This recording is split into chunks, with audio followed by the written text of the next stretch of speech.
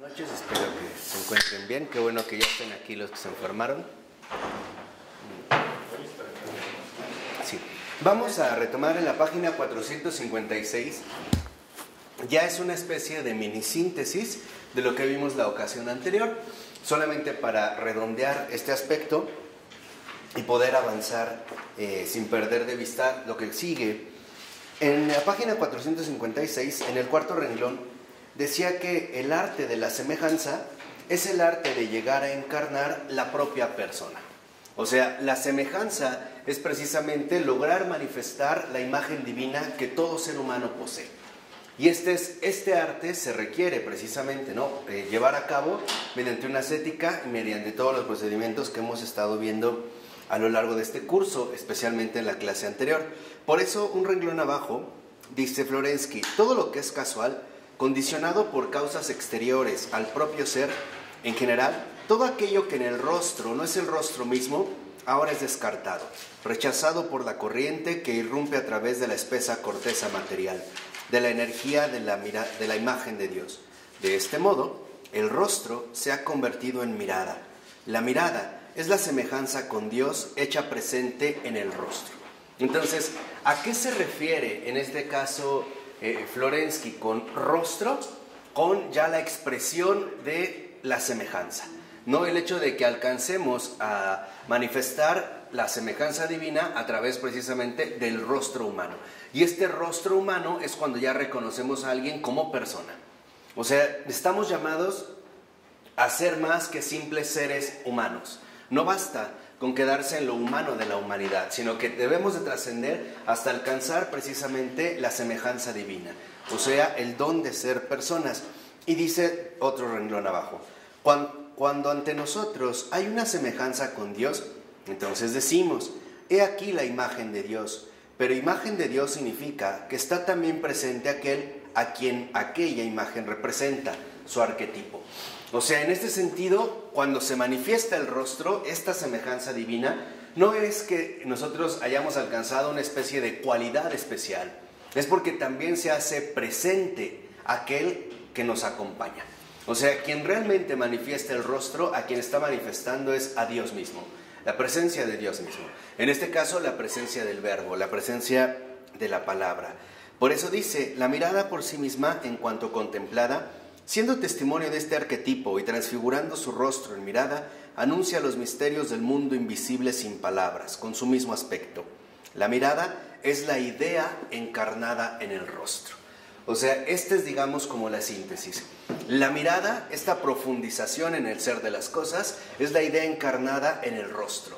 O sea, ya el trascender, el simple ver, para llegar a la mirada y no quedarnos únicamente como seres humanos, sino expresar algo todavía mayor, el hecho de ser personas. ¿Y qué significa persona?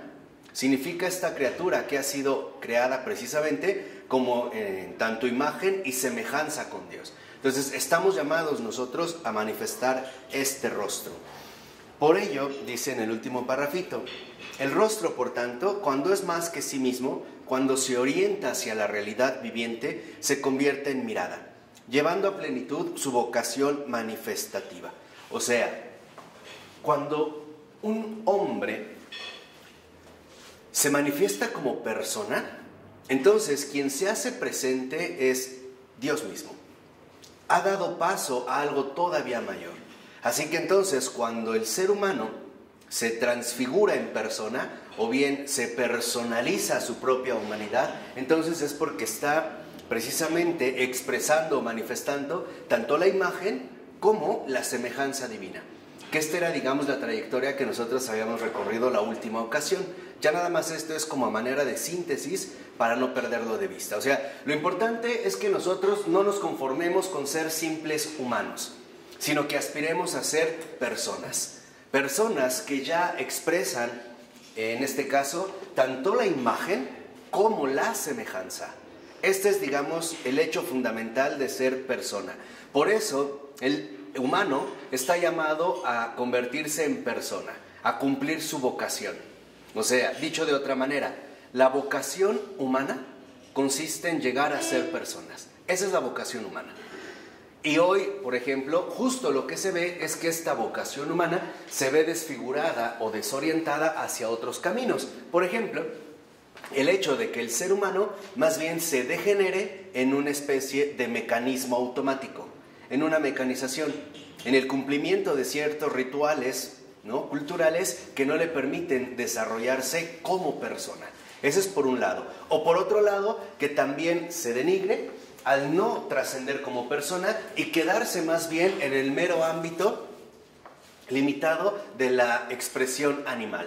Por ejemplo, que de acuerdo con, siguiendo las líneas más básicas de la teoría evolutiva, que el ser humano únicamente se dedique a satisfacer sus instintos más básicos, que en este caso serían dos: la alimentación y la genitalidad, o bien la reproducción sexual. Pero ninguna de estas posturas nos invita literalmente a recuperar el hecho importante de ser personas. Y dicho sea de paso, Emmanuel Mounier, que fue un filósofo extraordinario del siglo XX, es el fundador del personalismo en esta clara línea católica. Él es un católico. Y precisamente lo que viene a recordar es que la vocación del ser humano es más grande de lo que podemos llegar a imaginar. Estamos llamados a convertirnos en personas. Y esto es de hecho el objetivo de toda vida humana. Si nosotros solamente, por ejemplo, nos quedamos con no hacerle daño a nadie, seguimos todavía en el terreno de lo humano. Pero si nosotros nos dedicamos a ayudar a los demás, entonces ya empezamos a ser personas. Esta es, digamos, como la diferencia básica entre quedarse en lo humano, a secas, simplemente, y realmente trascender hasta convertirse en auténticas personas. De tal manera que cuando aparece una auténtica persona, por así decirlo, ya se está ahí conjugando lo humano con lo divino. Ya se están uniendo los dos mundos. Este ya no es solo un humano, es algo más que humano. Ahí se está ya expresando algo más. Bueno, con ello, para poder avanzar en el punto 2.3, en la página 457, se habla ahora de la espiritualización de la materia. Nosotros ya habíamos hablado de esto en algún momento. Solamente yo me voy a detener en los rasgos con los que podemos ir complementando la exposición. Al último, los últimos 3 renglones, dice que Florensky, siguiendo también en esto la tradición patrística, considera al hombre como un microcosmos y por tanto al cosmos como un macroántropos, o sea, como un megahombre. O sea, que cuando el hombre se personaliza, cuando el hombre se convierte en persona, cuando el hombre manifiesta su imagen y semejanza divina, entonces se convierte a su vez en un microcosmos, en un mundo nuevo. Y este mundo nuevo, que reduce a la persona, se va a ver también reflejado a nivel cósmico. ¿Qué quiere decir? Que cuando una persona aparece en el mundo, el mismo universo se va a ver beneficiado con tal aparición. ¿Por qué? Porque nos va a indicar literalmente los modos por medio de los cuales podemos desarrollar en líneas más óptimas al universo entero. O sea, Florensky reconoce que hay una profunda vinculación entre la criatura y la creación. Y que cuando la criatura realmente cumple con su vocación, el cosmos entero se ve beneficiado. También se ve en este sentido ampliamente iluminado por la aparición de estas personas. O sea que se va a ver reflejado en niveles cósmicos, ya en niveles universales. Piensen, por ejemplo, en el caso de la gran música armónica, ¿no? En esta armonía que en realidad pues, es una invención de los monjes. Y esto que trajo consigo la comprensión del universo bajo otro aspecto, bajo un aspecto en todo caso mejorado. Hoy lo podremos ver también, por ejemplo, si habláramos de Jérôme Lejeune. ¿Alguien lo conoce? Está ahorita en su proceso de beatificación. Él fue un científico del siglo XX.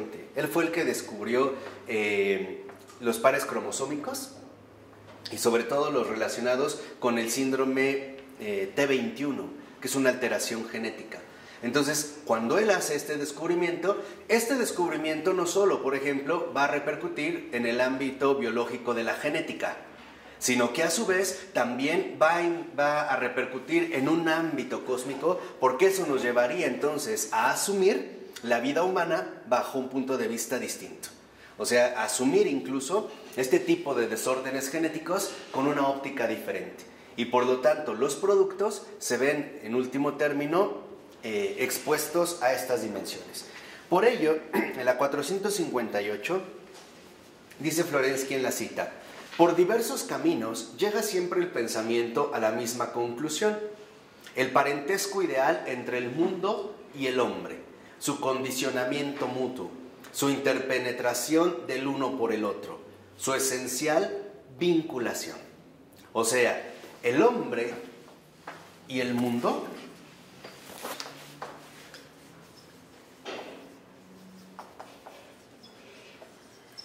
forman un vínculo indisociable. Entre ambos, precisamente, hay un vínculo indisociable.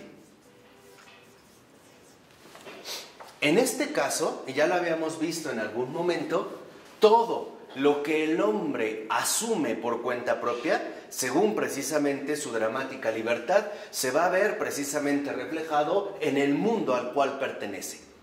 De tal manera que entonces el mundo, en este sentido, también se va a expresar como un entorno. Se va a ver reflejado lo que el hombre realiza en el mundo. O sea, lo que el hombre es, se va a ver finalmente asumido en el aparecer del mundo. Un ejemplo: si en México el hombre se ha asumido o se ha distorsionado de una manera tan drástica a partir de la violencia, el mundo mexicano, el entorno mexicano, en efecto se ve inmediatamente repercutido por este tipo de decisión humana. Y por ello vemos un alto índice de violencia.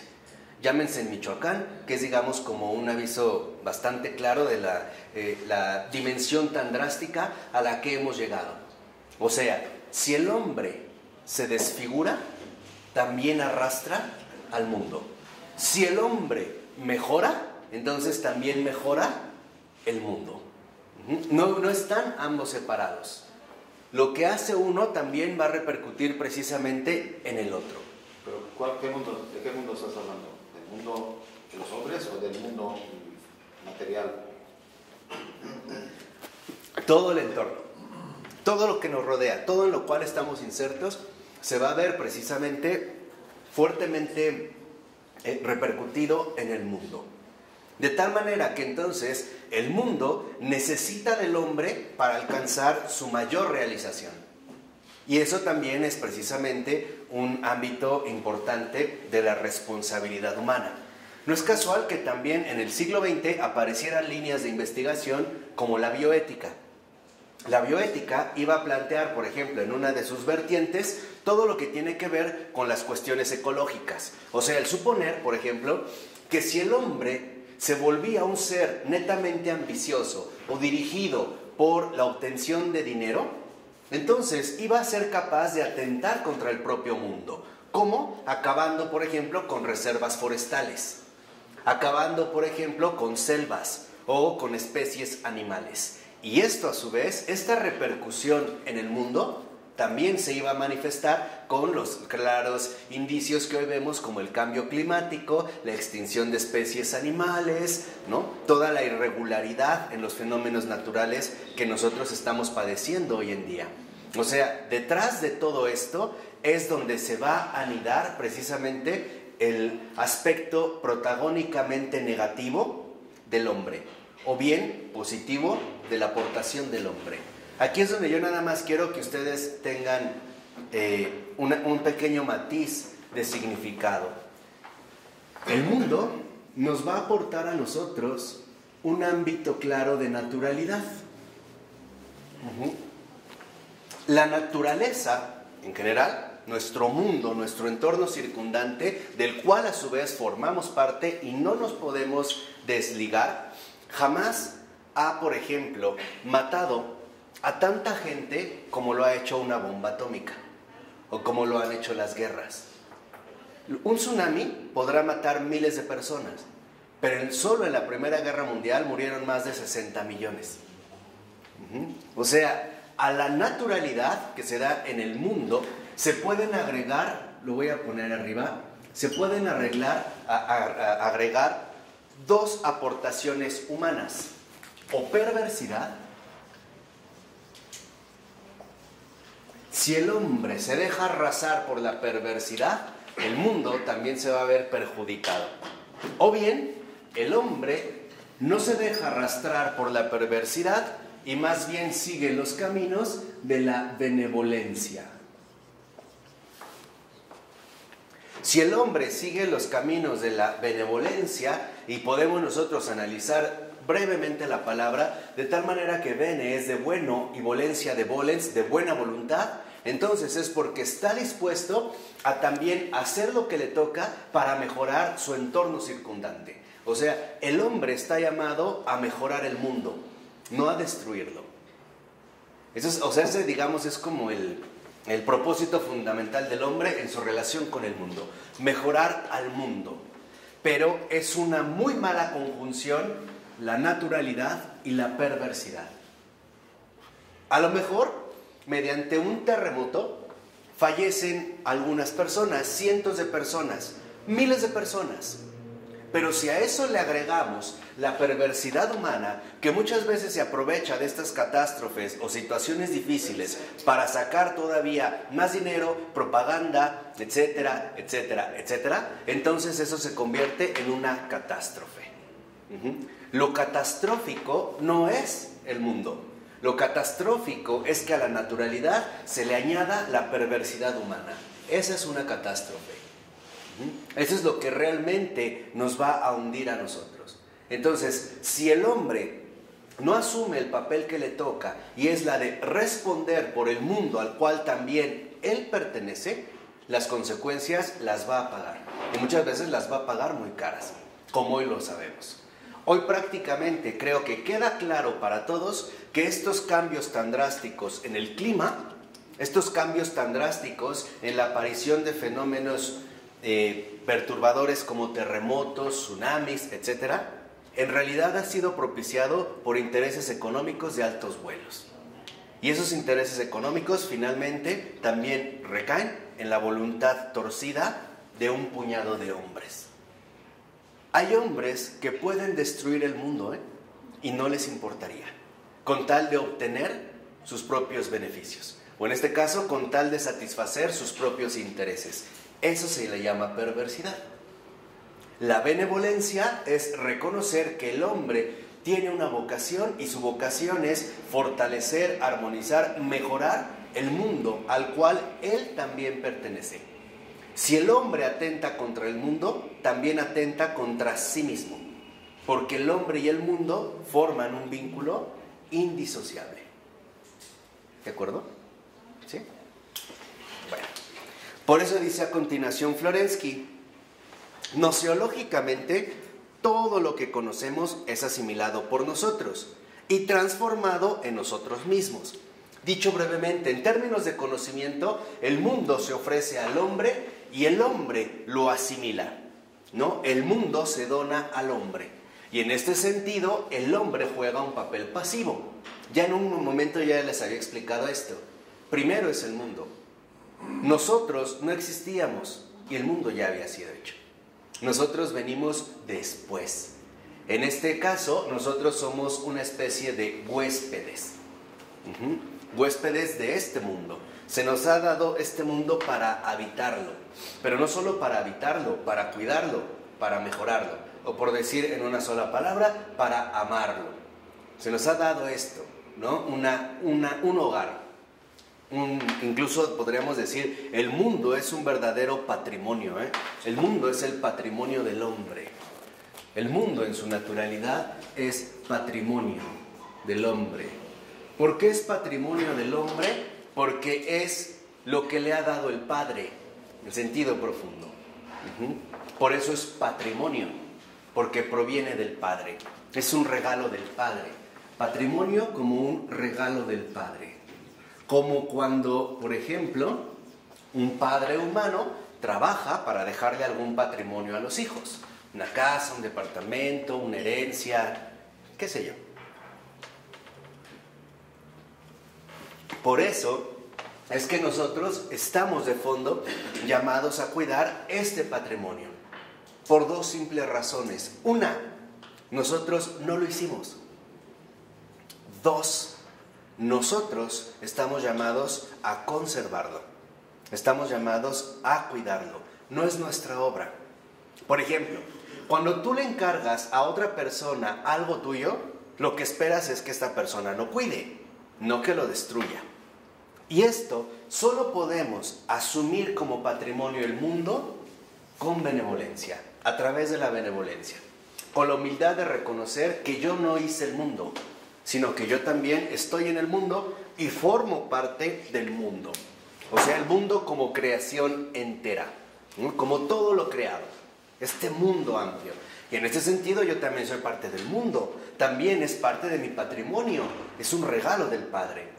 De tal forma que este patrimonio, para que pueda ser asumido de manera correcta, se requieren tres cosas. Primero, agradecimiento, ¿no?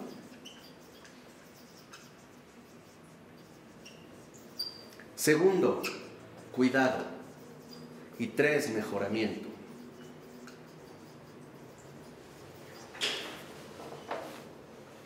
Nosotros, los católicos, no cuidamos el mundo porque seamos meros ecologistas o ambientalistas o partidarios de Greenpeace y no sé qué. No, no solo es eso. Nosotros en realidad lo cuidamos porque vemos en ello el patrimonio, o sea, el regalo del Padre que nos ha sido dado a todos.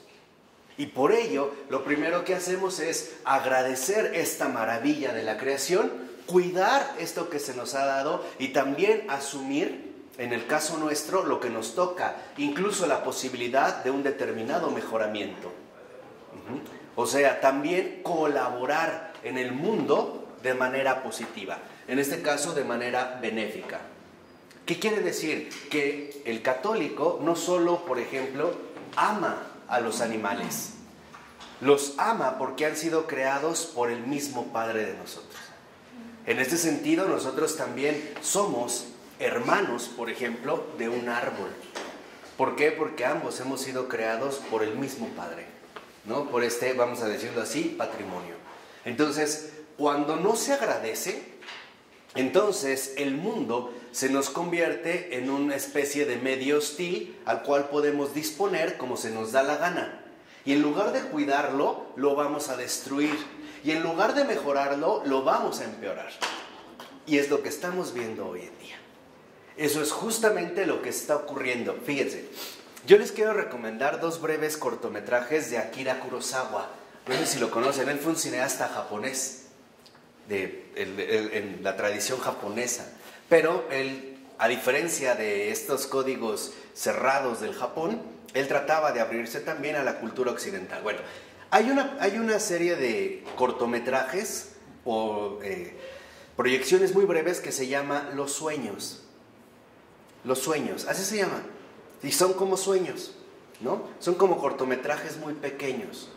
Pero yo les recomendaría que ustedes vieran el primero y los dos últimos. Es más, de hecho, que los vieran todos. Pero ahí creo que también Kurosawa insiste mucho en que, en pocas palabras, el mundo posee una dimensión espiritual. No solo es una materia bruta. Y esta es la espiritualización de la materia.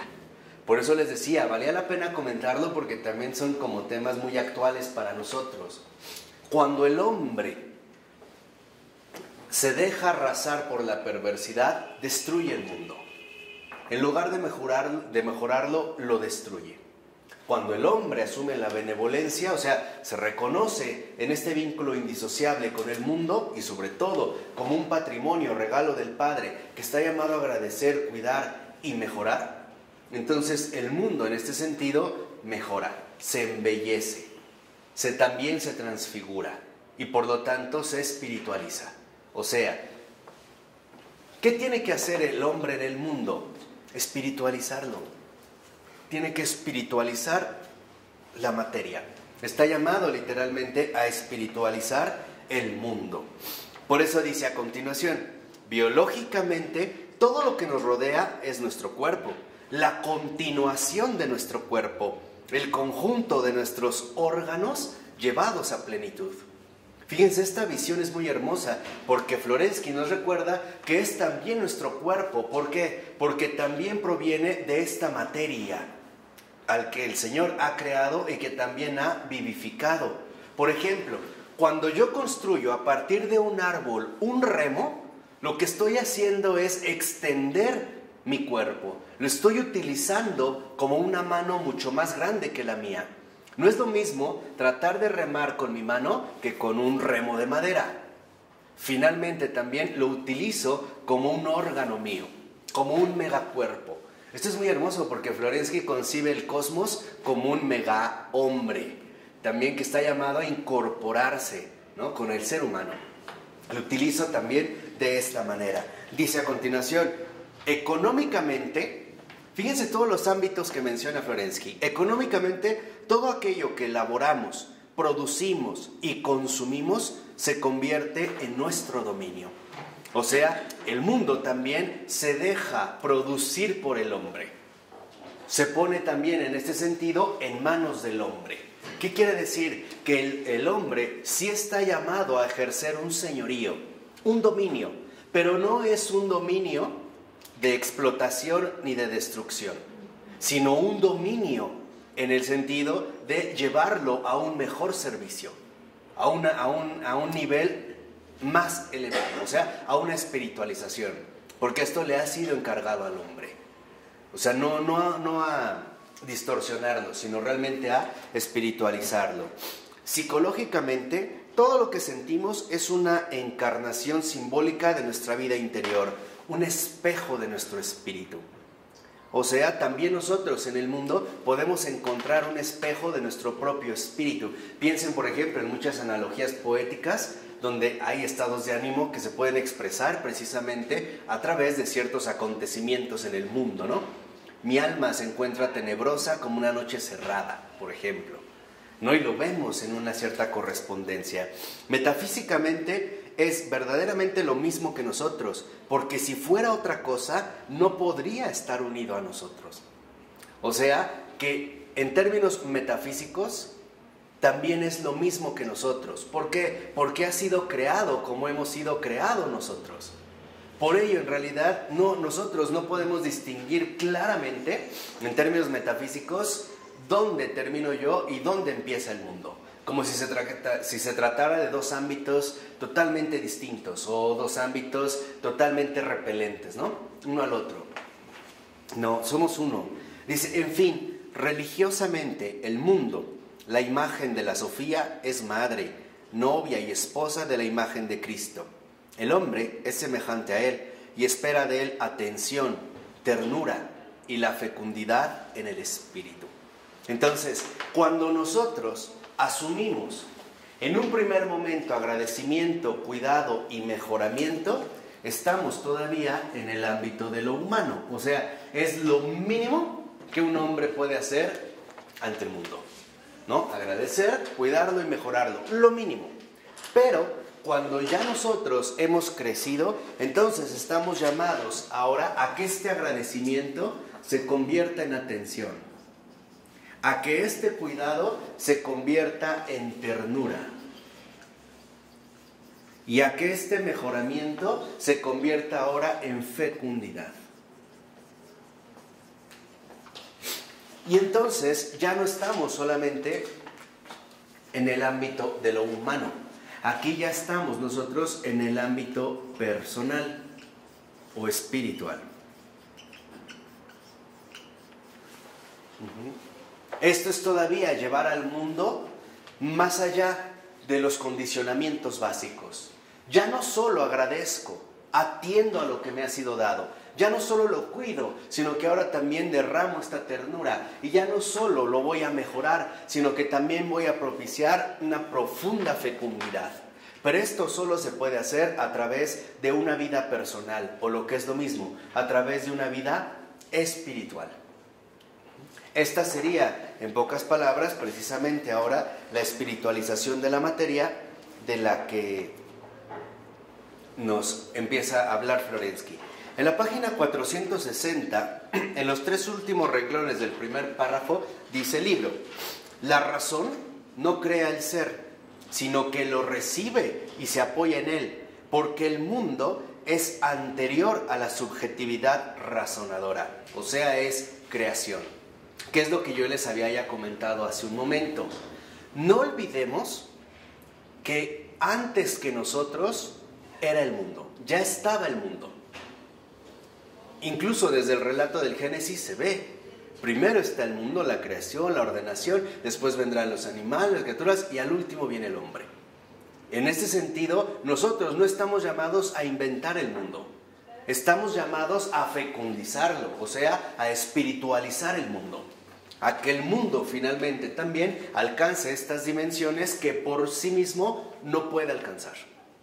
Necesita de la colaboración del hombre. Y en el último párrafo, 3 renglones, de que ha iniciado, dice: la realidad mundana es expresión de la profundidad espiritual del hombre, y el hombre prolonga su propio organismo, ya espiritual, en las herramientas que construye y con las que crea y transforma la naturaleza y la cultura. Aquí está el meollo de la cuestión. ¿Qué significa, en este sentido, espiritualizar la materia? Significa generar, crear cultura. Eso es lo que significa la espiritualización de la materia. Que el mundo, este patrimonio regalo del Padre, finalmente también alcance los niveles espirituales de la cultura. En este sentido, por cultura, vamos nosotros a destacar al menos 3 rasgos centrales. El primero, la cultura como la manifestación de la grandeza espiritual del hombre. Esa es una definición de cultura. La manifestación de la grandeza espiritual del hombre. Por ejemplo, las ciencias. Por ejemplo, el arte. Por ejemplo, la literatura.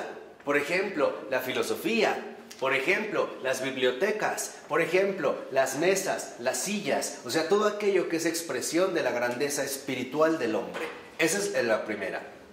Segunda, cultura, literalmente, como la base socialmente sólida de una comunidad. O sea, cultura como la raíz religiosa de la misma humanidad. Esto es cultura. Esta es literalmente cultura. O sea, que nosotros veamos en pocas palabras que la cultura, en efecto, ¿no?, tiene que ver con el culto. O sea, con la vinculación con lo divino. Por ello no es casual, y nosotros también ya deberíamos de estar muy atentos, que cuando se quiere sacar a la religión del ámbito humano, de lo social, la sociedad degenera inmediatamente. Cuando uno se quiere apartar o quiere quitar a la religión de la base social, la sociedad se envenena, la sociedad se distorsiona, la sociedad se autodestruye. Y esta es una de las tesis, por ejemplo, de un gran historiador converso llamado Christopher Dawson. Dawson, a partir de su obra, que es extraordinaria, justo lo que él mostró es que la religión, cuando se asume en su realidad cultural, es la base de una sociedad estable, fecunda y libre. Cuando se quiere sustituir a la religión por cualquier otra cosa, llámese economía, política, lo que quieran, entonces la sociedad empieza a degenerar, ¿no? Y esta sería la otra acepción precisamente de esta cultura. Entonces, que la cultura precisamente aparezca como la espiritualización de la creación.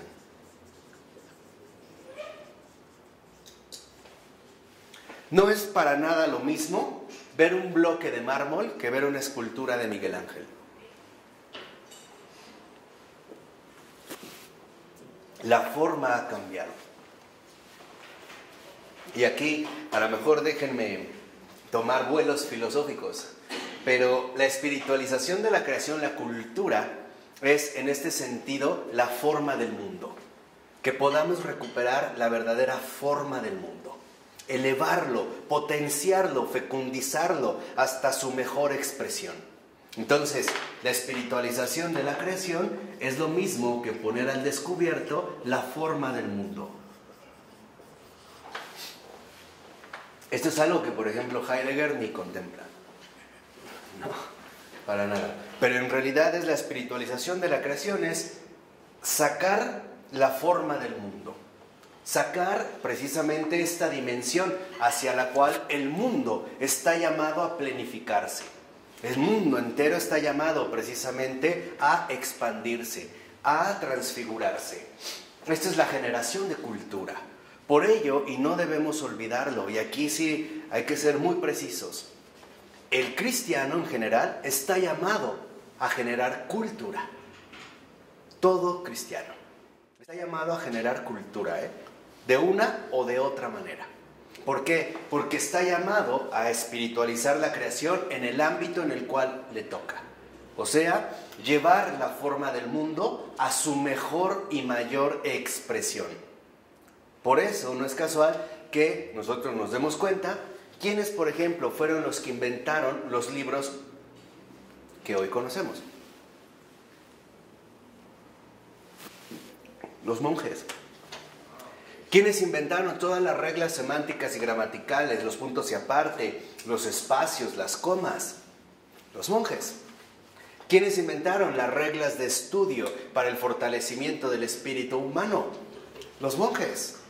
¿Quiénes inventaron las cucharas y los tenedores como tales? Precisamente para un servicio de alimento en cuanto tal. Ese sí no sé. Nada, que quería ver. Pero los aderezos, la mayonesa, la mostaza, son de los monjes. Vienen de los monasterios. Por eso, y aquí yo sí me atrevo a decir, los monasterios cristianos fueron las grandes cunas de la cultura humana. Revísenlo en todos los aspectos y verán. La música, el canto coral, la lectura, incluso la poesía, la primera literatura, romance, los romances de caballería, lo que hoy conocemos como novelas, ¿no venían también inspiradas, por ejemplo, en los primeros trovadores, cuyo espíritu era netamente religioso, en sus primeras bases? O sea, yo aquí sí defiendo mucho la tesis de Christopher Dawson. Lo que él dice es, la cultura occidental nació en los monasterios. Europa, ahí nació. Ahí nació. Y tan es así que incluso gracias a la cultura cristiana, Europa se salvó, y no una vez, ni dos, de la barbarie. Chéquenlo. De la barbarie teutónica, o sea, alemana. De la barbarie céltica. O lo vamos a dividir en dos grandes grupos para no tardarnos mucho. De la barbarie pagana y de la barbarie musulmana, que venían arrasando con todo. O sea, el cristianismo ha sido siempre el gran conservador y promotor de la verdadera cultura. O sea, de la manifestación de la grandeza espiritual del hombre. Los pintores, ¿qué es lo primero que pintaron? Son del Renacimiento, ¿no? Empiezan más o menos con Giotto. ¿Qué imágenes pintaban? Pintaban las iglesias. La ordenación de los alfabetos. Italia, ahí están. Y era una catequesis, ¿no? Bueno, tal vez no toda la gente sabe leer, pero todos saben mirar. Nos entrabas y era una catequesis visual. El desarrollo, les decía, de todas las artes, de esta situación, de ahí proviene. Ustedes analícenlo bien y verán que, en efecto, Europa se salvó de la devastación por el cristianismo. Y esto tiene bases históricas. No crean que es una mera apología tonta o precipitada. No, tiene bases, y los investigadores se han puesto a dar cuenta de que en efecto es así.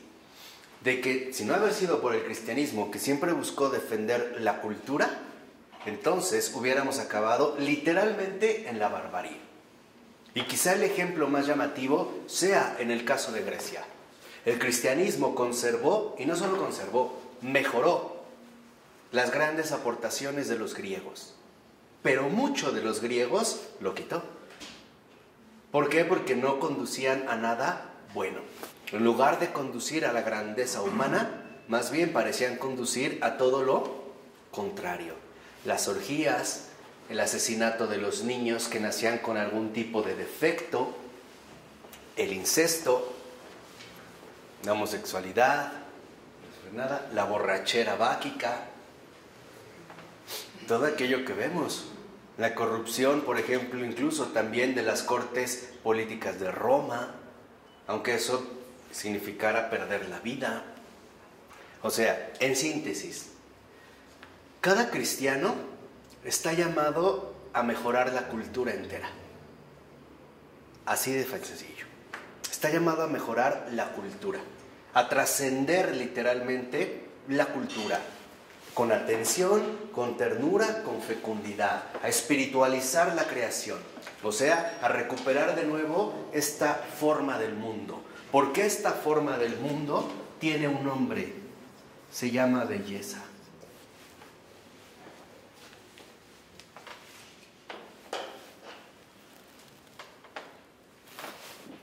Y no esta belleza de lo que meramente nos parecería en cierto punto sublime. No, aquí también me parece que Kant se queda corto, como que la categoría estética mayor es lo sublime. No, es glorioso, la gloria. O sea, que la belleza manifieste la gloria del Creador, hasta alcanzar y pulir, entresacar la gloria del Creador. Mostrar la mano, finalmente, el sello que ha impreso el Creador a su propia creación. Esta es de fondo precisamente la espiritualización de la materia. Ese es nuestro propósito también, ¿eh? Como hombres estamos llamados entonces a formar cultura, cultura de grandeza, pero de esta grandeza que el mundo esconde, no humana. Esa es la diferencia entre por ejemplo, los medievales y nosotros. Para los medievales, si ustedes ven, empiezan a ver las primeras representaciones pictóricas, incluso los primeros pintores ya en cuanto tal del Renacimiento, la mayoría verán que no ponían firma, porque no importaba quién lo había hecho, importaba cómo le había quedado. O sea, era una cultura objetiva, ¿no? Hoy en día puede ser una porquería, pero si tiene un nombre conocido, entonces ya suponemos que por eso es muy grande, y no es cierto. No es así. Antes no, antes se buscaba esta grandeza, o sea, se buscaba que se reflejara la gloria del Creador. Y nosotros lo único que teníamos que hacer era encauzar al mundo hacia su máxima expresión, lo glorioso. No alcanzar literalmente o llevar al mundo hacia que manifieste esta gloria a su Creador. O sea, dicho en otros términos, también la vocación humana consiste en que la creación alabe a su Creador. Pero para esto requiere el hombre, se requiere del hombre. El hombre también está llamado a involucrarse en esta gran obra. ¿De acuerdo? Por eso dice a continuación, esto conduce a la afirmación de que el sentido de toda la actividad humana, que parte de la actividad sintética del culto, es la espiritualización de la materia. Y en la página 461, porque va a hablar de un concepto que llama la neumatósfera. Neuma, acuérdense ya que significa espíritu, o sea, de esta espiritualización. Y va a hablar precisamente, ¿no?, de este concepto, neumatósfera, Florensky, entablando un diálogo con el científico ruso Vernadsky, quien había propuesto el término noósfera para referirse a los elementos de la biosfera que han entrado a formar parte de la cultura humana. O sea, para Vernadsky, todo dependía de la inteligencia humana. Para Florensky, todo dependía del espíritu humano. ¿Qué quiere decir? Que para Florensky no solo importaba el grado de habilidad intelectual del hombre, por ejemplo, la capacidad que tendría para construir una determinada herramienta, porque esto también podría significar la adquisición de ciertos fines egoístas, convertir al mundo en una herramienta a mi servicio. Esto sí, Heidegger lo vio bien. Esto sí. No, sí, también hay que reconocerlo, aquí sí, él sí también lo vio bien. Pero es esto, o sea, que nosotros no utilicemos la inteligencia para un beneficio propio, sino que también pongamos toda nuestra persona al servicio del mejoramiento del mundo, o sea, a su espiritualización. Por eso Florensky no se conformaba con el término de noósfera, sino que Florensky proponía el término de neumatósfera. Dice, Florensky da un paso más allá.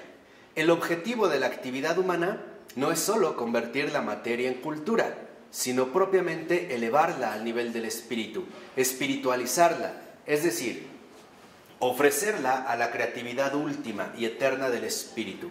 Y dice Florensky, la materia que ha tomado parte en el proceso de la vida y además de la vida individual, permanece para siempre en este círculo. Es precisamente el pensamiento de la existencia en la biosfera, o quizás sobre la biosfera, de aquello que podríamos llamar neumatósfera, es decir, la existencia de una parte especial de la materia incorporada al círculo de la cultura, o más precisamente al círculo del espíritu.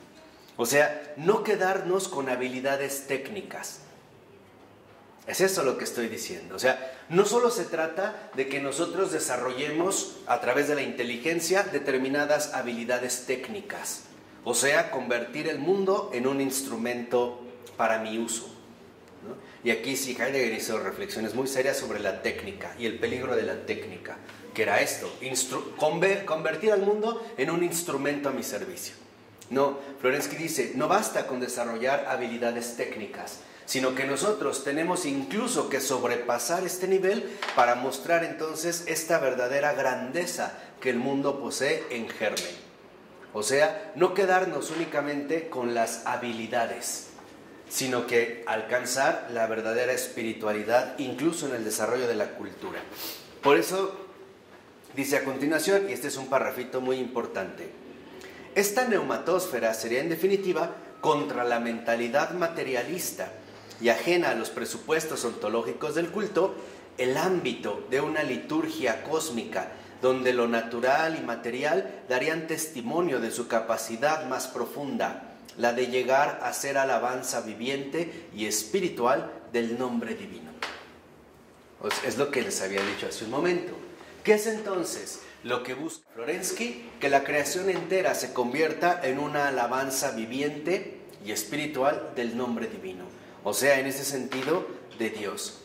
Que la creación también se convierta en testigo de esta capacidad más profunda.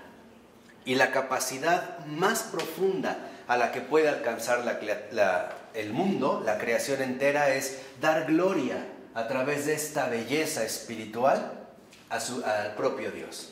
Esta es, digamos, esta capacidad extraordinaria. O sea, la capacidad más alta del mundo es convertirse en alabanza a Dios.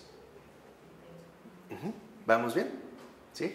Por eso en la siguiente cita dice, ciertamente aquí, como en muchas otras oraciones, no se trata de otra cosa que de la alabanza, tomada literalmente, del nombre divino por los elementos. Dicho de otro modo, a los elementos les es reconocida y afirmada la participación en la vida de toda la Iglesia. O dicho aún de otro modo, con ello las fronteras de la Iglesia son situadas de un modo totalmente diverso, a como tiende a situarlas la teología de escuela. O sea, aquí entonces Florensky hace engrandecer incluso el concepto mismo de la Iglesia. La Iglesia, que proviene de eclesía, significa reunión de los que han sido convocados.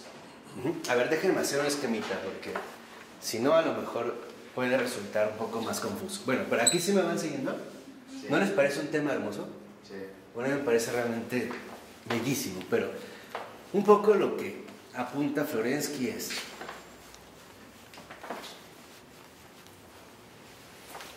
un poco precisamente a lo que se refiere es a lo siguiente. La Iglesia está conformada por sus miembros. Lo voy a poner de esta manera, brevemente. Cuando hablamos de Iglesia, la Iglesia en efecto se caracteriza por ser la unidad viviente de sus miembros. Estos miembros de la Iglesia se supone que son las personas, y en efecto lo son, porque los verdaderos miembros de la iglesia son los santos. Ese es el rostro de la iglesia. Por eso nuestra mirada se debe de dirigir hacia los santos, porque ahí encontramos a las verdaderas personas vivas o miembros de la iglesia. Ahí no va a haber fraudes, ahí no va a haber confusiones, ¿no? Esta iglesia, que posee sus miembros en tanto personas, está llamada a ser también una alabanza viviente. La iglesia como una alabanza continua a su creador. Ahora, Florensky, cuando habla de la creación, en lugar de hablar de miembros, habla de elementos. Y estos elementos son los elementos materiales y naturales. De tal manera que entonces, si el hombre realmente cumple su vocación espiritualizando la materia y elevando estos elementos materiales y naturales a su manifestación más alta, que es la espiritualización a la que puede llegar, entonces la creación entera también pasa a formar parte de la iglesia. O sea, en lo que está pensando Florensky, y es algo hermosísimo, es que la creación entera sea una iglesia, donde no solo participan las personas, los humanos, sino al cual también se incorporan o se añaden todos los elementos que forman parte de la creación, de tal manera que haya una sola iglesia. De hecho, este es el catolicismo de Florensky. Acuérdense que él es ortodoxo, pero este es el catolicismo de Florensky.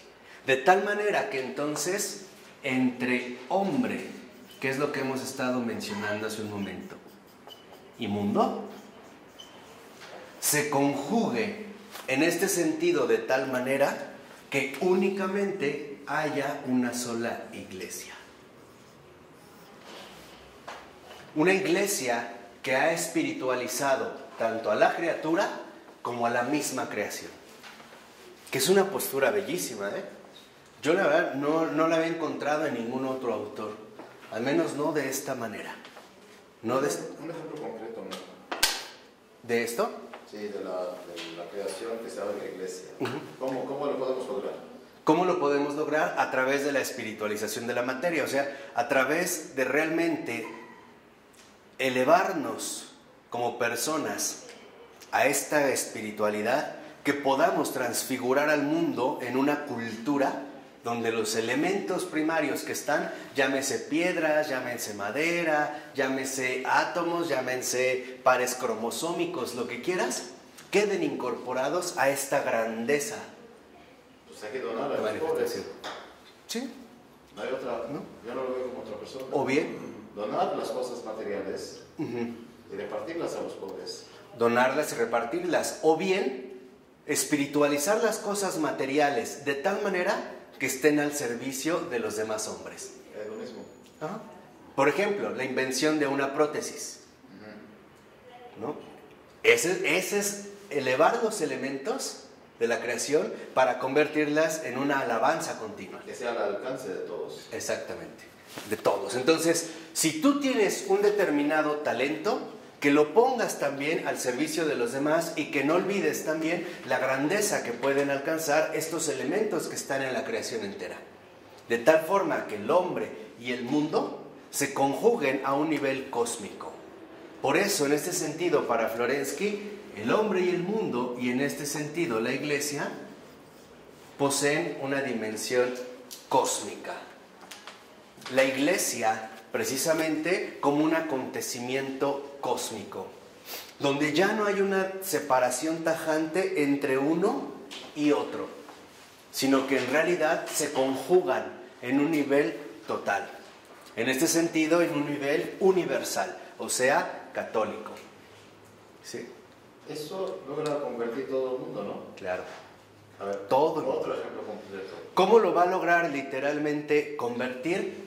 Cuando el hombre, entonces, como miembro vivo de una iglesia, pone lo mejor de sí vamos a decirlo así, al mejoramiento del mundo con vista a un beneficio mutuo para todos.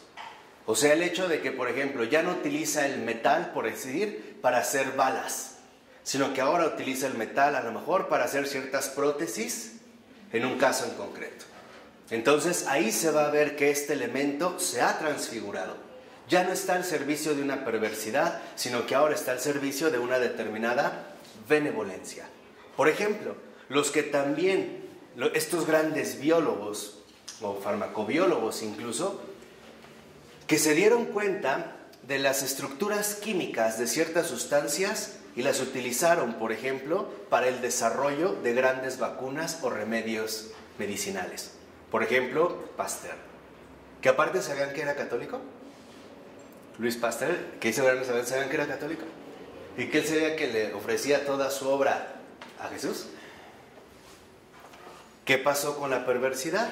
Había quienes en efecto detectaron los mismos elementos, pero los utilizaron erróneamente para crear drogas sintéticas, que en lugar de ayudar a la humanidad entera y al mundo a que recupere su grandeza, la denigran y la destruyen.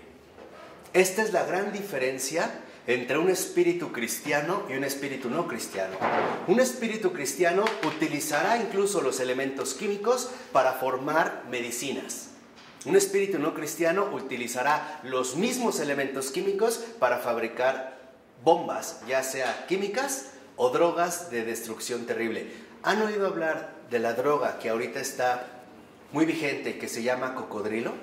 Porque entonces los elementos químicos en realidad también son, por así decirlo, manifestaciones concretas de mi cuerpo. Y entonces, al ser elementos de mi cuerpo, es lo que insistía Florensky, ¿no? Son dones que se han dado y que yo estoy llamados a cuidarlos y a engrandecerlos de la misma manera que hago con mis propios miembros corporales. O sea, que yo reconozca que toda la creación es un gran don al que se me ha encomendado llevarlo a esta expresión extraordinaria. Por eso es lo que yo les mencionaba, cuando Florensky considera que el hombre no cumple su misión y destruye el mundo, en realidad está atentando contra su propio ¿qué? Cuerpo. Lo que el hombre no parece hoy, que no se da cuenta en su ceguera, es que si el hombre destruye al mundo, se está destruyendo a sí mismo. ¿Por qué? Porque estamos, dijimos, estrechamente vinculados. Y ese es el orden cósmico. Les decía, por ejemplo, lo que ha ocurrido con estos nuevos elementos químicos que se han puesto literalmente en funcionamiento a partir no de la benevolencia, sino a partir de la perversidad.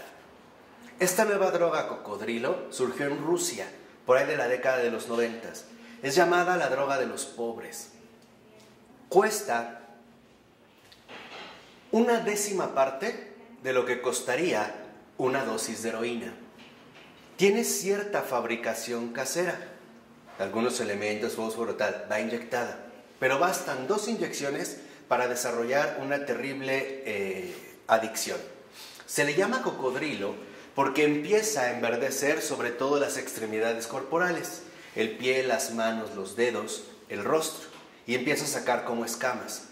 Pero mientras esto más se consume, aproximadamente en un periodo de 2 meses a 6, un año por lo más, la carne se empieza a volver putrefacta y se empieza a desprender del cuerpo. Entonces la persona sigue viva con severos deterioros dermatológicos, donde para hacer las curaciones se les puede incluso algo así como caer toda la piel de la mitad de la cara, incluido el rostro, incluido el ojo. ¿Y qué es lo que está haciendo? En efecto, los está matando gradualmente. ¿Qué quiere decir? Que en lugar de utilizar estos elementos con los que fabrican esta droga, que de verdad es una porquería, en lugar de utilizar estos elementos para alcanzar un beneficio mayor, se han desvirtuado ahora para convertirlos en una destrucción realmente lamentable. ¿Verdad? ¿Apareció? Lo de esto de droga cocodrilo, ¿ya ven cómo lo hace? Esta mujer está viva. Y está despegada, las manos, los pies, entonces se pudren. Y esto es más o menos en efecto de 2 a 6 meses. Rapidísimo. Esto es lo que ocurre cuando utilizamos los elementos, no en su grandeza espiritual, sino en su bajeza utilitaria, por el hombre. Esto es lo que hace la perversión humana.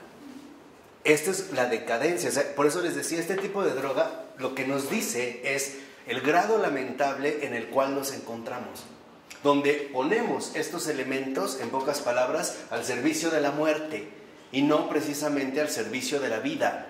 Ocurrió con esta llamada droga, hoy en día éxtasis. El éxtasis, llamada también la droga de la alegría o de la felicidad, se utilizaba para pacientes con trastornos emocionales severos. De hecho, se utilizaba en casos depresivos, bajo ciertas dosis. Pero se dieron cuenta que podía producir un cierto negocio y lo empezaron a comercializar. Y se utilizó fuera de estos casos clínicos, precisamente fuera de estos casos médicos. Lo mismo pasaba, la morfina, ¿para qué se utilizaba? Como un calmante de dolor extremo, sobre todo en el caso de amputaciones generadas por guerras, ¿no? O por destrucciones de este tipo. O sea, lo que creo que esto nos expresa, y por eso valía la pena que ustedes lo vieran, de estas imágenes que se pueden ver de la droga cocodrilo, lo que vemos es la ausencia de espiritualidad humana. Por eso es tan delicado. Eso es lo que trae consigo el no desarrollar el espíritu humano. La falta de espiritualidad, esos son los resultados. Es justo lo que va a crear. O sea, en pocas palabras, si nosotros no engrandecemos el mundo, vamos a terminar precisamente realizando monstruosidades impresionantes. Por eso, insisto, me interesaba tanto mencionar esto de la droga cocodrilo, porque ahí vemos lo que hace la ausencia del espíritu. En lugar de alcanzar una grandeza donde viéramos gente recuperada, gente ayudada, gente beneficiada, ahora la vemos totalmente destruida y a un grado impresionante. Esto es ir indagando poco a poco, de verdad, en la podredumbre que trae el pecado, ¿eh? Ese es efecto del pecado.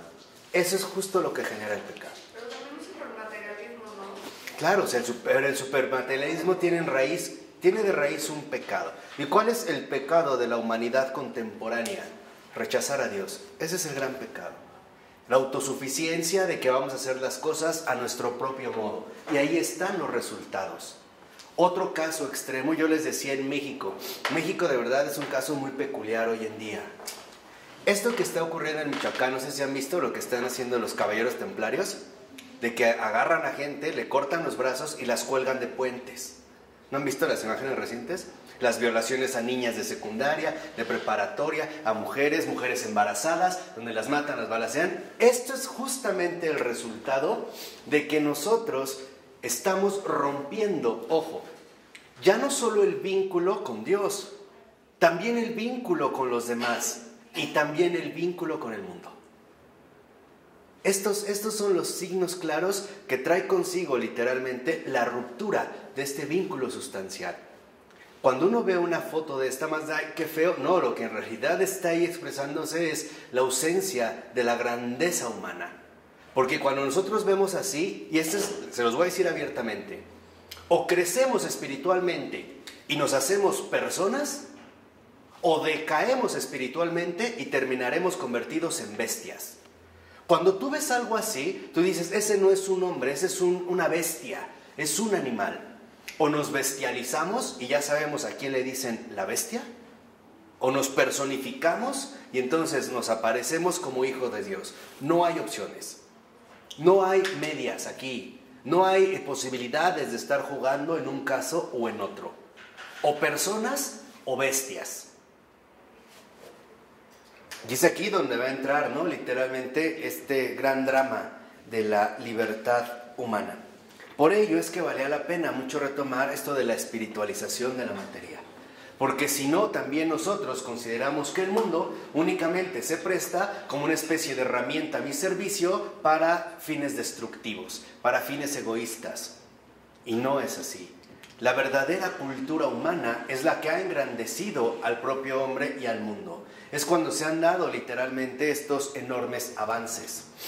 Ustedes, hace rato yo les comenté de Jerome Lejeune, que ya está en su proceso de beatificación, este gran científico del siglo XX. Yo les hablé del síndrome T21. En realidad, por decirlo con palabras más fáciles, es el síndrome de Down. Él fue el que descubrió la alteración genética de los niños con síndrome de Down. Pero él se dio cuenta de que un niño con síndrome de Down no solo tiene una alteración genética, sino que también posee una dimensión profundamente humana. O sea que un niño con síndrome de Down seguía siendo una persona.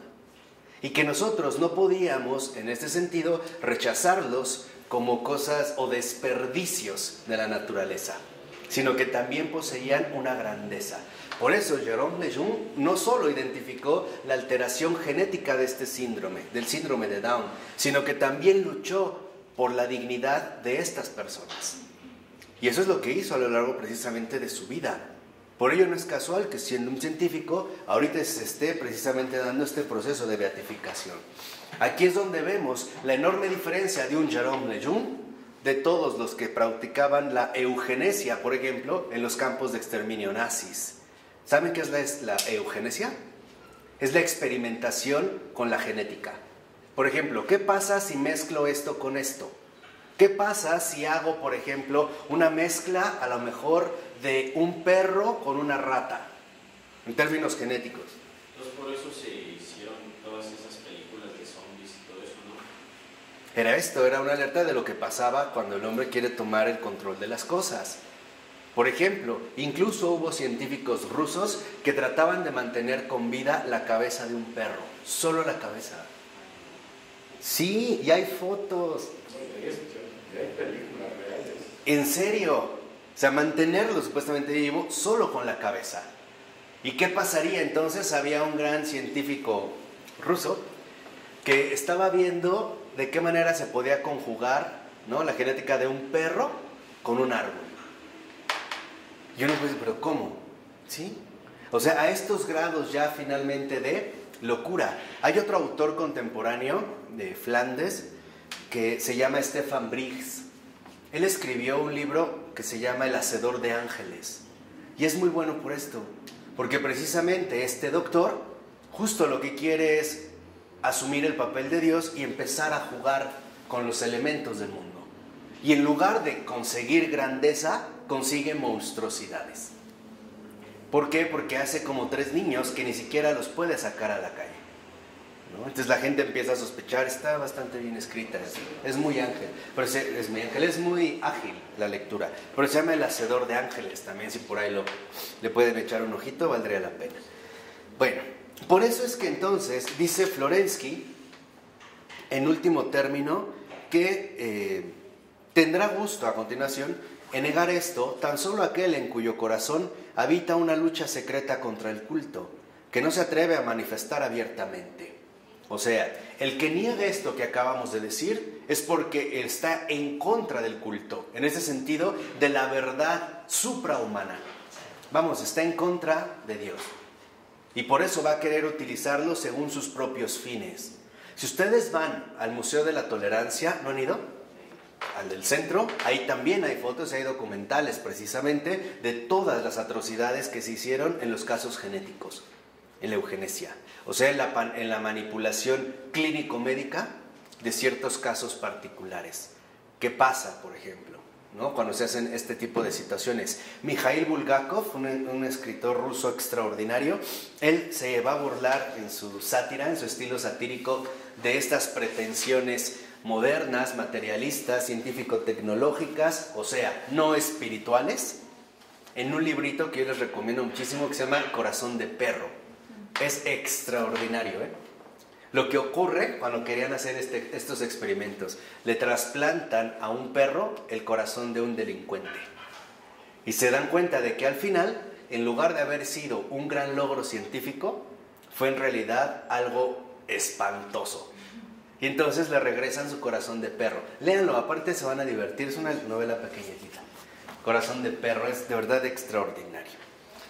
Bueno, aquí empezamos a rozar, y por eso era ya como una parte introductoria, ¿no?, el tema del pecado. O sea, el tema de la desintegración humana. Ahorita ya lo empezamos, ¿no?, como a notar. O sea, el grado de bajeza destructiva al cual el hombre se puede dirigir precisamente por descuidar su espíritu, o bien por no sacar o aprovechar esta dimensión espiritual que posee. Entonces, en lugar de la grandeza, se irá cada vez decayendo más en la bajeza. Y esto se puede ver desde muchos ámbitos. Hay quienes ayudan, por ejemplo, a los inmigrantes, ¿no? Hay quienes las prostituyen. Siguen siendo inmigrantes. Hay quienes cuidan a niños. Hay quienes los incitan a la pornografía. Entonces, aquí es donde vemos, en efecto, creo que ahora entendemos un poco más lo que decía San Pablo, que la guerra que tenemos es una guerra contra poderes espirituales. Esta es la lucha. Esta es precisamente la lucha que asumimos día con día. En la página 463, ya el capítulo 8 de la antinomia escatológica, superación del pecado en la memoria divina. Para poder hablar de la superación del pecado, primero tendremos que ver al pecado en su crudeza, en su bajeza, ¿no? En su realidad tenebrosa. Entonces, por eso dice 4 renglones abajo el texto, que la salvación es el equilibrio logrado de las antinomias humanas. Ahora bien, decía Florensky en Razón y dialéctica, se dan 2 tipos de equilibrio: el equilibrio de bajo potencial, cuyo límite es la muerte, y el equilibrio lleno de tensión de la vida plena y de la santidad. O sea, o nos dirigimos a la vida, y por lo tanto a la vida eterna, o acabaremos en la muerte, en el reino de la muerte. Ya no solo se trata de esta muerte biológica, no, sino de una muerte muchísimo más trágica. Por eso lo que va a hacer ahora Florensky es como que darnos una especie de coordenadas precisas de esta situación particular. Si se van a la 464, más o menos a la mitad del párrafo, dice Florensky: el límite inferior subjetivo es el estado de desintegración del pecado. Entonces, fíjense, para Florensky, el hombre en cuanto tal posee un límite inferior.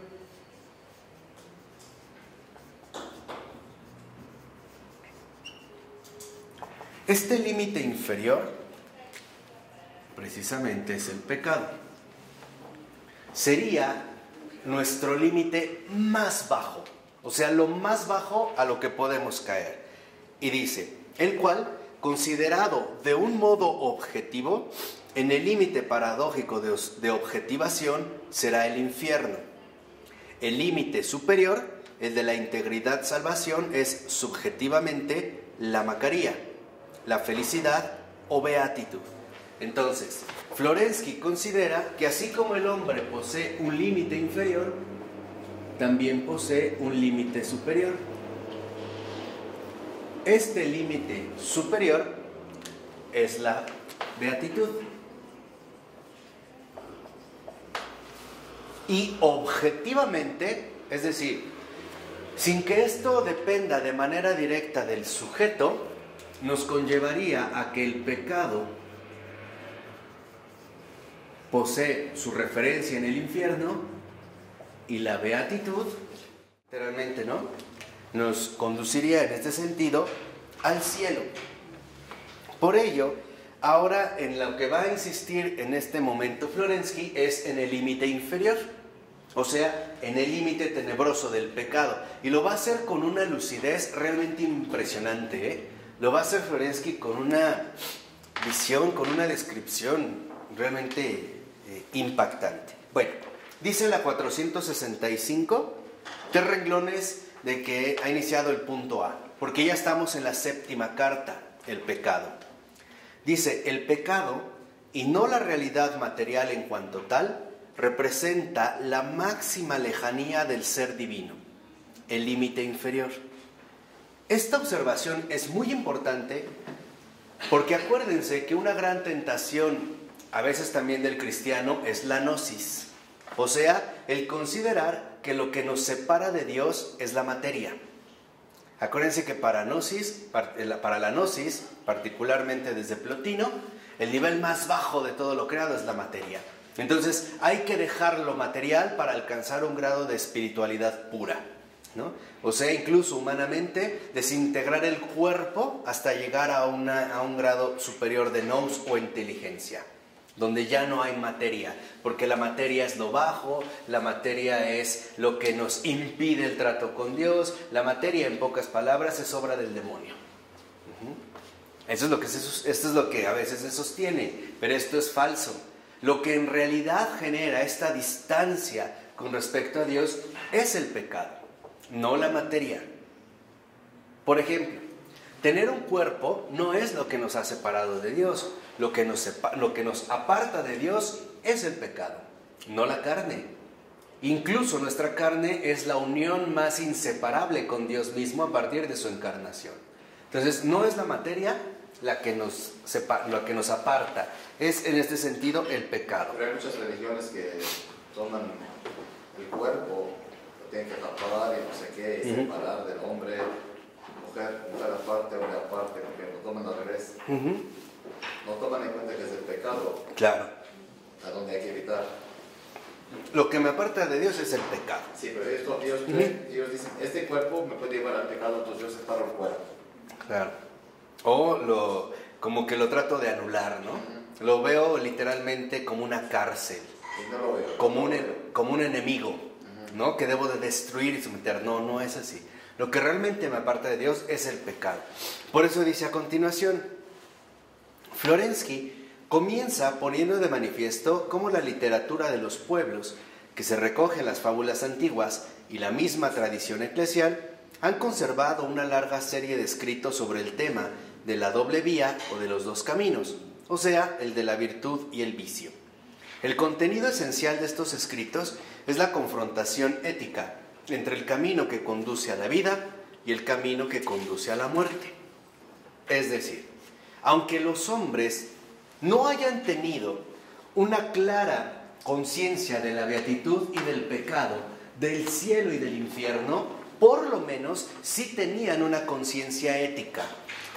Acuérdense que siempre la conciencia es conciencia de algo, es objetivo. Y entonces los pueblos, aunque no, lo que estamos diciendo es, aunque los pueblos no hayan conocido la revelación, sí tenían una conciencia ética. Y esta conciencia ética llevaba a vincular la beatitud con la virtud y el infierno con el vicio. El hombre vicioso es aquel que por sus vicios termina destruido, termina animalizado, termina perjudicado, es infeliz, ¿no? Pierde incluso sus propios rasgos humanos. Aún los pueblos, repito, que no conocieron la revelación, sí tenían una conciencia ética. Por lo menos, sin llamarle cielo, le llamaban virtud. Y en pocas palabras, con la virtud identificaban todo lo bueno. Y con el vicio, todo lo malo.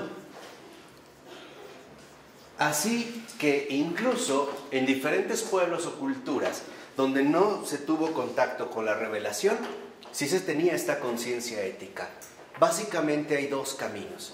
¿Alguna vez han leído ustedes la Didache, y que también la menciona el texto?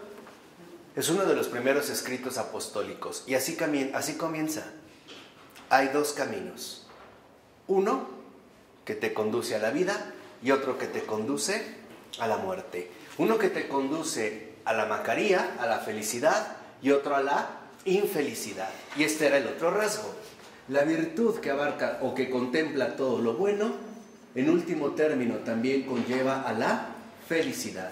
Y el vicio que conlleva todo lo malo, finalmente conlleva a la infelicidad. O sea, Florensky nos recuerda que incluso en pueblos donde la revelación no se conoció, no por ello se desconocía que hay en efecto estas dos vías. Por eso ahora lo que va a hacer, y lo vemos en la 466, antes de abordar el tema de la integridad espiritual, Florensky va a estudiar profundamente, sutilmente, el pecado. O sea, se va a meter como a estos abismos, ¿no?, de aterradores del pecado. ¿Cómo lo va a empezar a hacer? Muy sencillo. En el tercer párrafo, más o menos 5 renglones de que ha iniciado el texto, dice Florensky: Dios es la vida y el autor de la vida, es decir, de la actividad creadora. Pero la falsedad es la muerte y la fuente de la muerte, es decir, de la aniquilación. Fíjense, quedémonos un poquito en este punto. Para Florensky, ya desde aquí, queda claro que el vicio, si conlleva todo lo malo y por tanto a la infelicidad, es porque es fuente de aniquilación. En este sentido, el vicio aparece como fuente de aniquilación. Mientras que, en este sentido, si el vicio es fuente de aniquilación, es porque a su vez conlleva muerte y falsedad. Aquí ya podemos empezar a ver algunas de las repercusiones graves de este postulado. ¿Qué significa? Que todo engaño, toda mentira, finalmente nos va a conducir a la muerte, o sea, a la aniquilación. Ya empezamos a ver un poco cómo es que se va a empezar a desarrollar este punto. Y dice a continuación, Dios es el orden y la armonía. La falsedad es el desorden y la anarquía. Entonces, de la falsedad brotan, como en otro arbolito, otros dos factores: el desorden, lo falso lo desordena todo, y la anarquía. O sea, el no poseer un origen concreto, claro. Dice, Dios es la santidad, la falsedad es el estado de pecado. Y aquí lo que quiero que vean es que, en efecto, Florensky se va a concentrar ante todo en la falsedad. ¿Por qué? Porque la virtud que conlleva la felicidad únicamente se puede adquirir a través de la verdad. Solamente la verdad nos lleva a este estado de beatitud. Y solamente a través de la verdad es que nosotros podremos ejercitar todas nuestras virtudes. Y por lo tanto, reconocer claramente todo lo bueno. Y no solo reconocerlo, asumirlo. Y no solo asumirlo, también llevarlo a cabo. Pero aquí Florensky se da cuenta que dentro de estos límites, la falsedad es finalmente el estado de pecado. O sea, ya no vea la falsedad como un vicio. Es lo que estoy tratando de decir. Florensky se da cuenta de que la falsedad es el estado de pecado.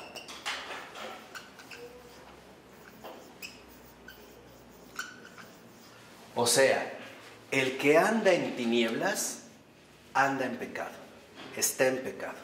Ese es el estado de pecado. El mantenerse precisamente en las tinieblas del error. Esas son, vamos a decirlo así, el estado de pecado, las tinieblas del error.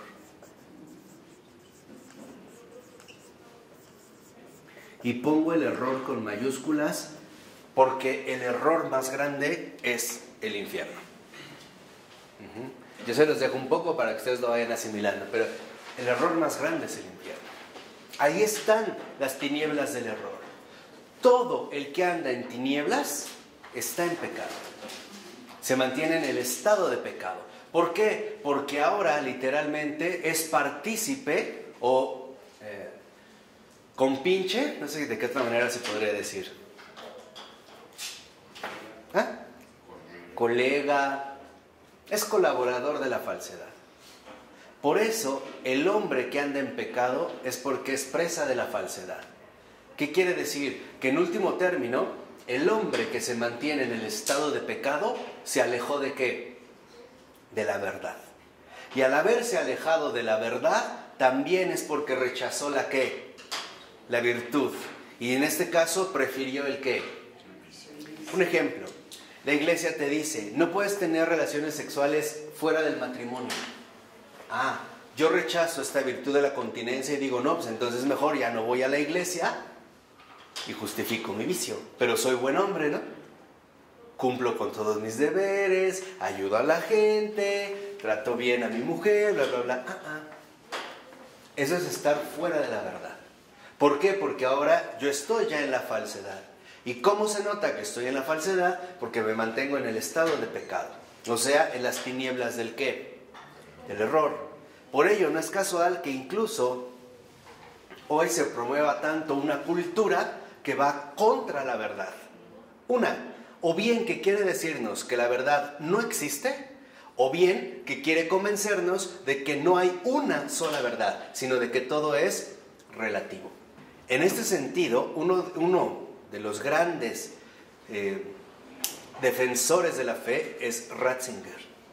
De verdad, yo vuelvo a insistir, tal vez todavía no hemos medido bien la magnitud del beneficio que nos ha dado Dios a través de Joseph Ratzinger.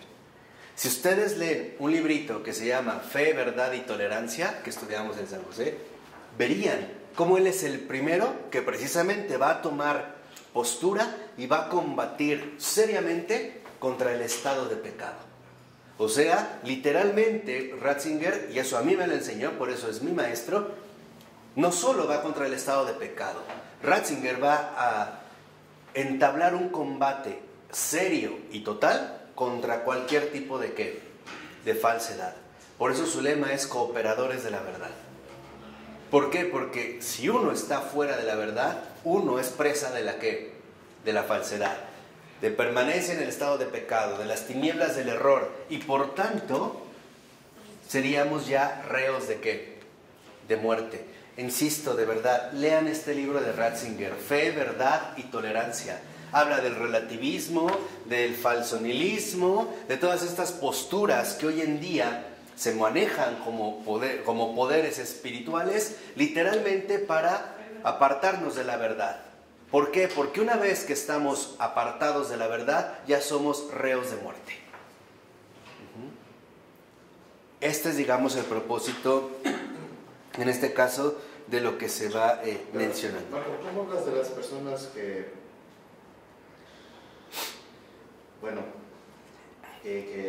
que viven en la virtud, viven con Dios y todo, pero siguen en estado de pecado, que siguen con pecados mortales? Si siguen con pecados mortales es porque ya están enredados en la falsedad. Porque la verdad de las cosas te da claridad. Cuando tú ves realmente ya la gravedad en conciencia, no la puedes evadir. Pero a veces, para evitar esta verdad, voy a tener que generar determinadas falsedades. Por ejemplo, diciendo, es que Dios es bueno y me va a perdonar. En realidad, una persona que te dice eso, lo que te está diciendo es, no me importa cambiar de vida. Y Dios no es bueno, es tonto. Eso es lo que te está diciendo de fondo.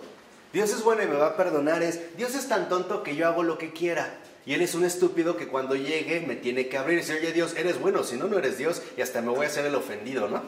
¿Cómo te enojaste? Esa es la ridiculez, lo iremos viendo a fondo. Pero cuando una persona, en efecto, dice que sí, sigue con Dios, tal, pero se mantiene en un pecado mortal, no está en la verdad. Ya no está, ya está enredado en diversas falsedades. La verdad es un esplendor. Entonces, lo vemos también desde el Evangelio de San Juan, digo, como irse preparando para Adrián von Speyer, ¿no? Pero precisamente también la propia Adrián, me distraje. El propio Evangelio de Juan lo menciona, y la luz vino a las tinieblas, pero estas no la recibieron. O sea, quisieron seguir en este caso, ¿no? Empecinadas en su propia ¿qué? Falsedad. Lo que aquí me interesa mucho es que vean que la raíz del pecado es la falsedad. O sea, en todo pecado hay una fuente de error. Cualquier pecado va a tener como fuente algún error. Puede ser doctrinal, puede ser intelectual, puede ser afectivo, puede ser emocional, pero si uno hurga o rasca a fondo en el pecado, veremos que nos vamos a encontrar cara a cara con las tinieblas del error. Cuando la serpiente le dice a Adán y a Eva, seréis como dioses, ellos van a quedar atrapados en un error. Lo primero que consiente a Adán y Eva no es el pecado, es un error. Y es el error el que los va a llevar ahora sí a ¿qué? A pecar. Por eso nada más voy adelantando un poquito. Por eso también en los Salmos se dice, ¿quién es el que dice Dios no existe? El insensato. Solo el insensato es aquel que dice en su corazón, Dios no existe. Porque en realidad va contra la verdad pero va solo. Quiere decir que ya está atrapado en la falsedad, que en pocas palabras, en el fondo de todo pecado están las tinieblas del error. ¿Y a qué nos suena tinieblas? Y esto es lo más grave de las tinieblas del error. ¿Qué produce? Lo acaba de mencionar ahorita Ronnie. 1, ceguera. Justo lo que hacen las tinieblas del error es enceguecernos para ya no percibir la verdad. Tenemos ojos, pero no vemos. Oídos, pero no escuchamos. ¿Y qué tipo de ceguera es? La ceguera espiritual. Justamente lo que va a hacer las tinieblas del error es envolver al espíritu en una oscuridad.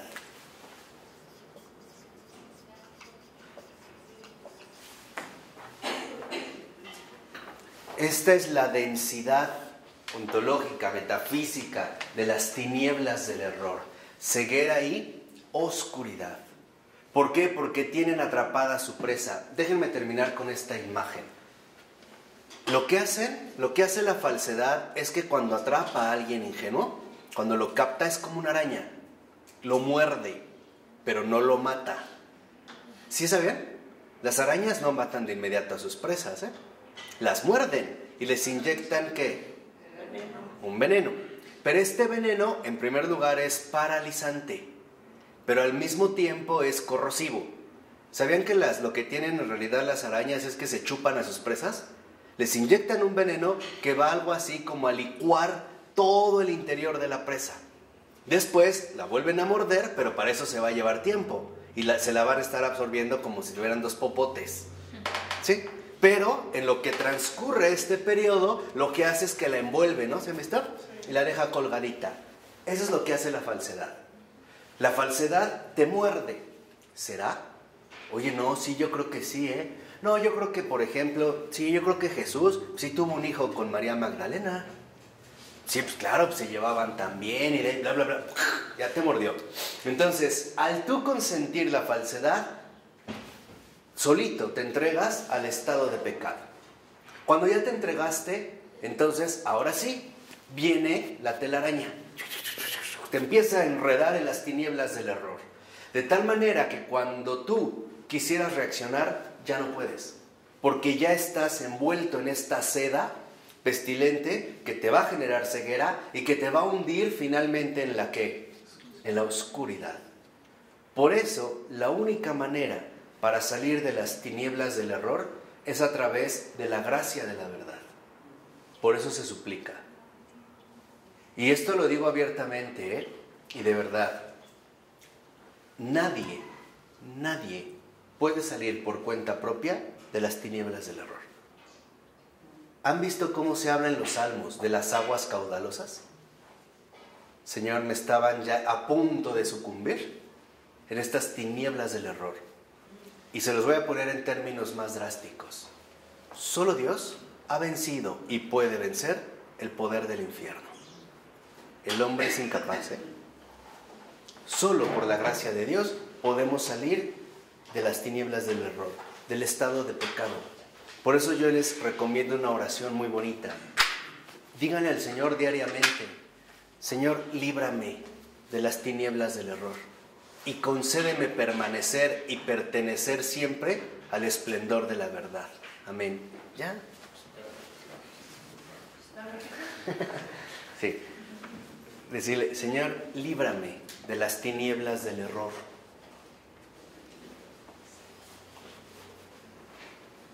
Líbrame de las tinieblas del error y permíteme permanecer y pertenecer siempre al esplendor de la verdad. Permanecer y pertenecer siempre al esplendor de la verdad. En serio, incorpórenla a sus oraciones. En nombre del Padre, del Hijo y del Espíritu Santo. Amén.